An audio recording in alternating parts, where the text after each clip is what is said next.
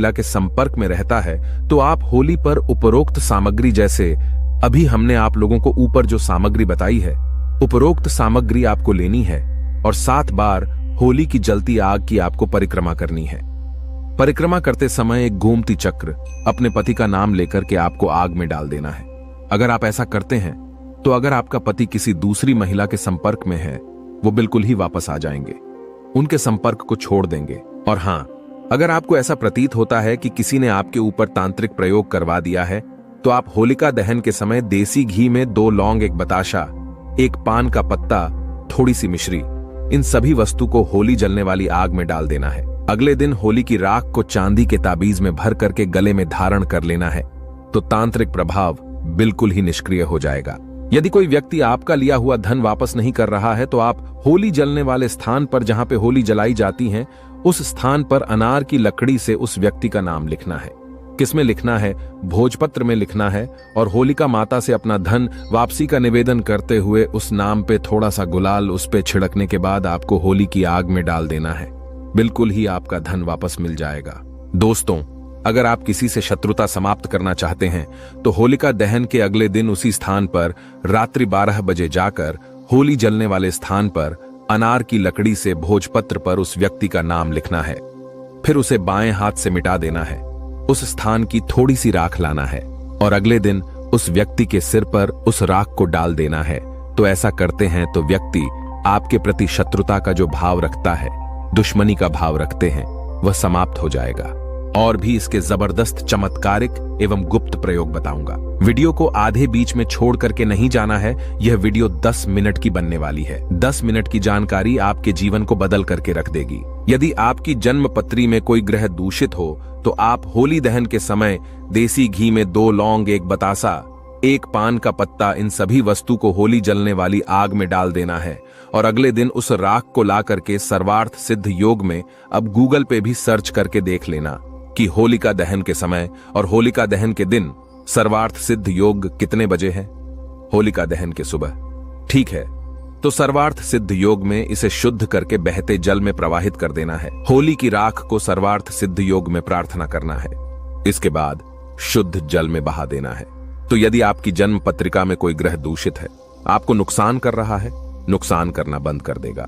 अगर आपको राज्य पक्ष से बाधा आ रही है तो आप होलिका के उल्टे फेरे प्रारंभ करें। कैसे करना है?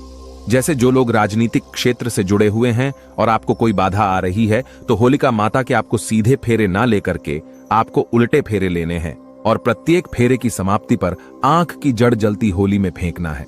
आंख किसे बोलते हैं? मदार के पौधे को, जिसे हम अकवन के नाम से जानते हैं। तो मदार के पौधे की जड़ जलती होली की आग है, उसमें आपको फेंकनी है और उल्टे फेरे लेने हैं। और कितने फेरे लेने हैं? 7 फेरे लेने हैं।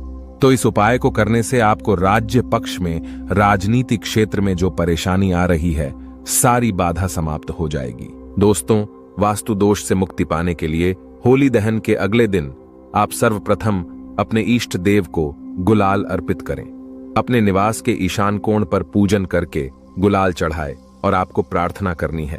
और आप चाहे तो थोड़ी सी होली की राख ला सकते हैं और ईशान कोण पर रख सकते हैं, चढ़ा सकते हैं। तो यह उपाय करने से आपके घर के सारे वास्तु दोष समाप्त हो जाएंगे।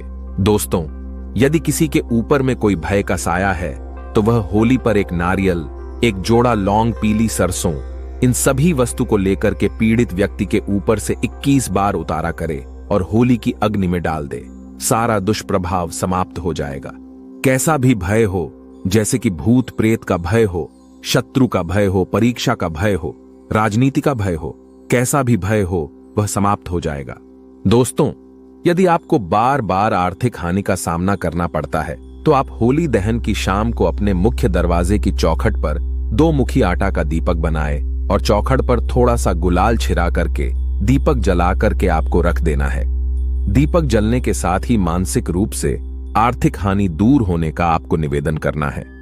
तो यह उपाय होली के दिन कारगर सिद्ध होता है। आपको जो आर्थिक हानि हो रही है वह आर्थिक हानि होना बंद हो जाती है। चलिए 2 प्रयोग और बता दूं, इसके बाद वीडियो समाप्त करूंगा। दोस्तों, किसी बालक अथवा बड़े को शीघ्र ही नजर लगती है तो होली दहन के समय देसी घी में 2 लौंग, 1 बतासा, 1 पान का पत्ता, इन सभी वस्तु को होली जलने वाली आग में डाल देना है और अगले दिन होली माता को प्रार्थना करने के बाद होली की राख लाना है और इसे तांबे या चांदी की ताबीज में भर करके गले में धारण कर लेना है। धारण करते ही नजर दोष लगना बंद हो जाएगा। कोई कितना भी बड़ा तांत्रिक आपको नजर क्यों ना लगा ले, वह नजर नहीं लगेगी। और एक अंतिम उपाय बताना चाहूंगा, होली की राख का।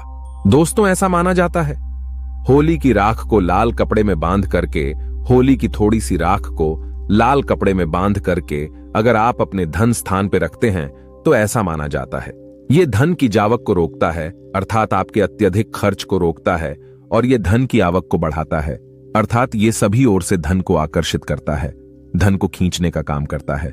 ऐसा भी माना जाता है नित्य होली की थोड़ी सी राख खाने से हमें अन्य प्रकार की जो व्याधि होती है, जैसे कि कोई रोग है, भयंकर रोग जो ठीक नहीं हो पा रहे हैं, ऐसे रोग भी ठीक होते हैं। और होली की राख का नित्य तिलक लगाने से अगर कार्य सभा में जाना हो या फिर आप जिस क्षेत्र में जा रहे हैं आप चाहते हैं कि उस कार्य में आपको सफलता मिले, तो होली की राख का तिलक लगा करके जाइए। होली की राख और सफेद चंदन दोनों को मिला लीजिए और तिलक लगा करके जाइए। उस क्षेत्र में आपको सफलता जरूर मिलेगी।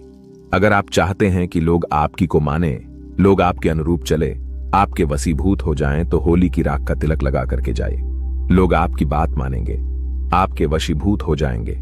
तो आशा करता हूं कि होली की राख के जो 10 एवं जो गुप्त और भी इसके अनेक प्रयोग बताया हूं, वह प्रयोग आपके जीवन में कल्याणकारी साबित एवं मंगलमय साबित जरूर होंगे। दोस्तों, दम है तो होली के दिन रात 12 बजे इस पौधे को छूकर आ जाना है।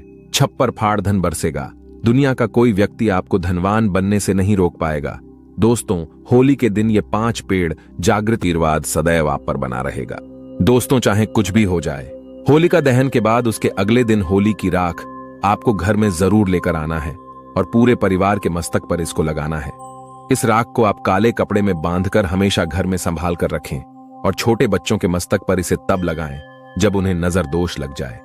इससे नजर आपके बच्चे के आसपास भी नहीं भटकेगी। होलिका दहन की राख को आप काले कपड़े में बांधकर दुकान के गल्ले में या फिर लॉकर में रख सकते हैं। इससे धन में बढ़ोतरी होती है। इससे आपके धन को किसी की बुरी नजर नहीं लगती। होली की राख से आप काफी कुछ कर सकते हैं, जिससे आपके घर में धन दौलत, सुख समृद्धि की प्राप्ति तथा नकारात्मक ऊर्जा नष्ट की जा सकती है।